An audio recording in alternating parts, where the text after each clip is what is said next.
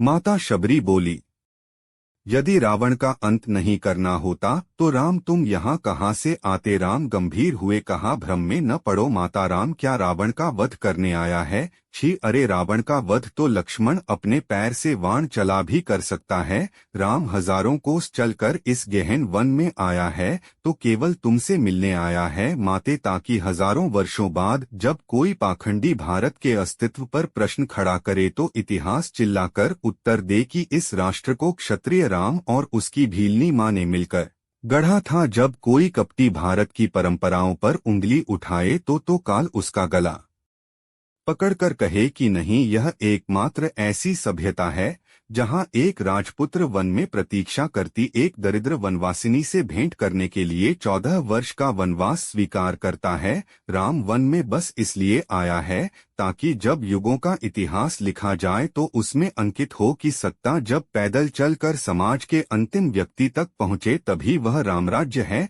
Ram one में इसलिए आया है ताकि भविष्य स्मरण रखे कि प्रतीक्षाएं अवश्य पूरी होती हैं। सबरी एकटक राम को निहारती रही। राम ने फिर कहा, राम की वन यात्रा रावण युद्ध के लिए नहीं है माता, राम की यात्रा प्रारंभ हुई है भविष्य के लिए, आदर्श की स्थापना के लिए। राम आया है ताकि भारत को बता सके कि अन्याय का अंत करना ही धर्म है। राम आया है ताकि युगों को सीख दे सके कि विदेश में बैठे शत्रु की समाप्ति के लिए आवश्यक है कि पहले देश में बैठी उसकी समर्थक शूर्पणखाओं की नाक काटी जाए और खर दूषणों का घमंड तोड़ा जाए। और राम आया है ताकि युगों को बता सके कि रावणों से युद्ध केवल राम की शक्ति से नहीं बल्कि वन में बैठी सबरी माता के आशीर्वाद से जीते जाते हैं। सबरी की आंखों में जल भर आया था। उसने बात बदलकर कहा, कंद खाओगे? राम मुस्कुराए बिना खाए जाऊंगा भी नहीं माता। सबरी अपनी कुटिया से झपोली में कंद लेकर आई और राम के समक्ष रख दिया। राम और लक्ष्मण खाने लगे